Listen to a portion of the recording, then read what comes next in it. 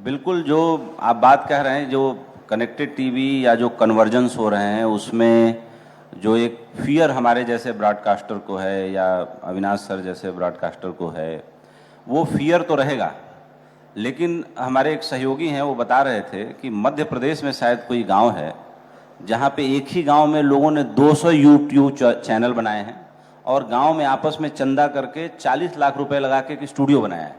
और उसमें हर यूट्यूबर जो है अपना अपना ब्रॉडकास्टिंग करने के लिए टाइम स्लॉट बुक होता है, उसी हिसाब से वो अपना काम करते हैं। तो जैसे मैं कहना ये चाहता हूं कि देखिए, डरता बहादुर भी है, डरता कायर भी है। लेकिन बहादुर डरता है फिर भी करता है, लेकिन कायर जब पलंग के नीचे छुप जाता है तो फिर निकलता नहीं वो, कि पता नहीं बाहर क्या होने वाला है। इस दुनिया में एक आदमी को मैं आज उस एग्जाम्पल पे, इस कसौटी पे रखना चाहूँगा कि वो सही में बहादुर है। वो, उसका नाम है इलॉन मस्क। कि भाई अभी तक स्पेस के सेक्टर में काम करने वाला पहला आदमी जो 3 बार लगभग बैंकरप्ट होते होते बचा। 3 बार उसने अपनी सैटेलाइट को पृथ्वी की कक्षा से बाहर अंतरिक्ष में स्थापित करने की कोशिश की। तीनों बार सैटेलाइट ब्लास्ट कर गए। चौथी बार उस आदमी ने अपना सब कुछ दांव पे लगा दिया। सब कुछ, घर मकान दुकान सब बेच दिया, जो कुछ भी था, जितना उधार ले सकता था सब ले लिया। और पहली बार वो सफल हुआ एक प्राइवेट आदमी होते हुए जिसने कभी स्पेस इंजीनियरिंग का एस भी नहीं सीखा था। इसलिए उस आदमी को बहादुर कह रहा हूं यहां बैठ के। उसने चौथी बार के अपने प्रयास में और अपने सैटेलाइट को अंतरिक्ष की कक्षा में स्थापित किया और उसको पहला कॉन्ट्रैक्ट नासा ने दिया $3 बिलियन का।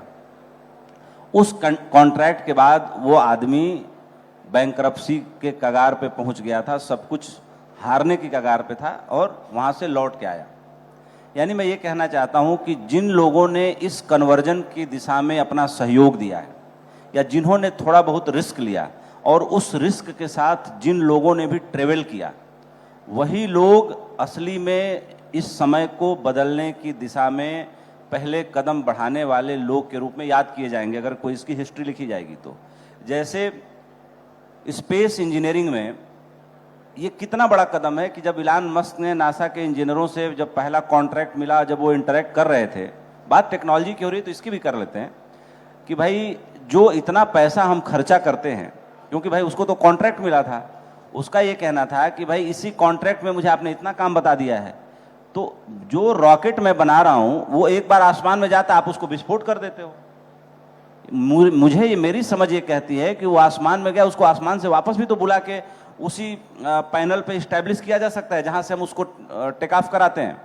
तो नासा के वैज्ञानिकों ने कहा ये तो ग्रेविटी के सिद्धांत के खिलाफ है, ऐसा नहीं हो सकता। तो उसने बोला कि ये सिद्धांत कब आया था? बोला जब न्यूटन ने दिया था।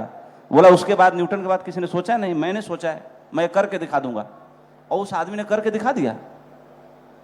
अगर यहां बैठा हर आदमी ने इलान मस्क के उस पर ट्विटर पे, इंस्टा पे आप जाइए, बहुत टाइम तक तो उसने पिन करके रखा कि जो रॉकेट आसमान में गया और वापस उसी पोर्ट पे आके स्टैब्लिश हो गया।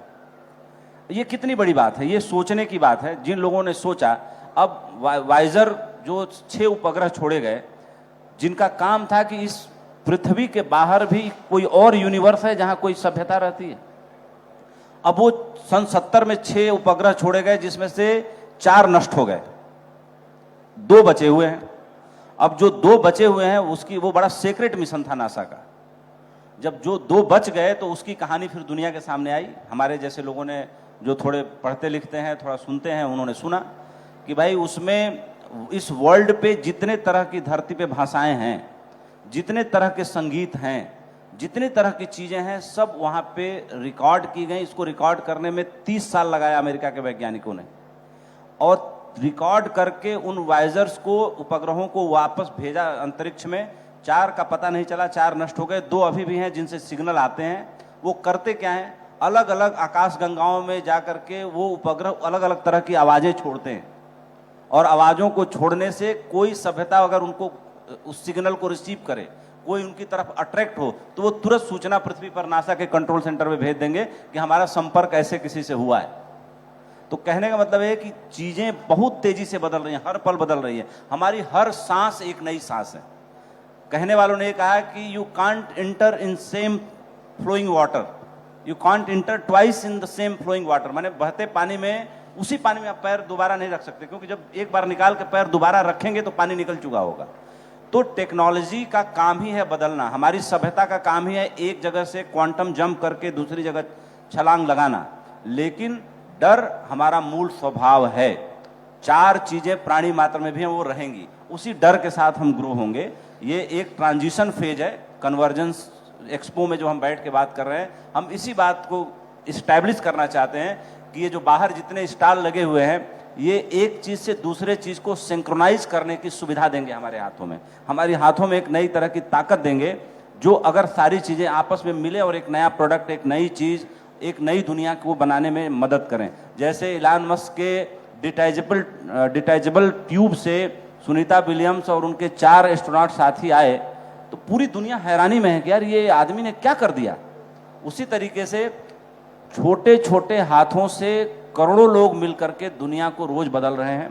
इलान मस्क आज की डेट में दुनिया का लीडर है, पहला ट्रिलियनेयर बिजनेसमैन है, तो उसने ये हिम्मत दिखाई, ये साहस किया। और हर युग में ऐसा कोई ना कोई एक बेंचमार्क होता है जिसके बारे में जमाना बात करता है। आज जो बात कर रहे हैं रविंदर जी कि भाई ये अपलिंक डाउनलिंक, हम लोग बर्बाद हुए जा रहे हैं अपलिंक डाउनलिंक और ये कैरेज फी दे करके डिश टीवी और डेन हैथवे को।